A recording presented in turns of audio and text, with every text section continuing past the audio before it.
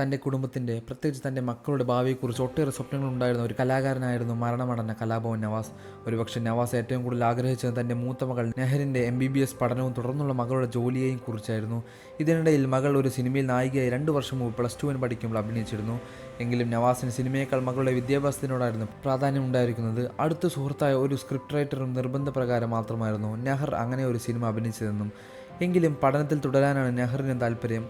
വീണ്ടും തൻ്റെ തുടർ പഠനത്തിൽ ശ്രദ്ധ കേന്ദ്രീകരിച്ച് MBBS എന്ന ലക്ഷ്യത്തിലേക്ക് നീങ്ങി.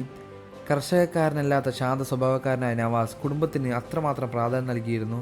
അതിനൊക്കെയും പ്രിയതമ രഹനയും പൂർണ്ണമായി സപ്പോർട്ട് ചെയ്തിരുന്നു. മക്കൾക്ക് വിവാഹാലോചനകൾ വന്നു തുടങ്ങിയിരുന്നു. എങ്കിലും മക്കളുടെ വിവാഹം എന്നത് തൻ്റെ ജീവിതത്തിലെ ഏറ്റവും വലിയ സ്വപ്നമാണെന്നും അവളുടെ ഇഷ്ടമാണ് തനിക്ക് പ്രാധാന്യമെന്നും പറഞ്ഞ് നെഹറിനെ പഠിക്കാനും ജോലി തേടി മതി കല്യാണമെന്നും പറഞ്ഞ് മക്കളുടെ ആഗ്രഹത്തിന് പൂർണ്ണ പിന്തുണ നൽകുകയും ചെയ്തിരുന്നു. നവാസ് നെഹറിനെ കൂടാതെ 2 ഇളയ ആൺകുട്ടികൾ കൂടിയുണ്ട്.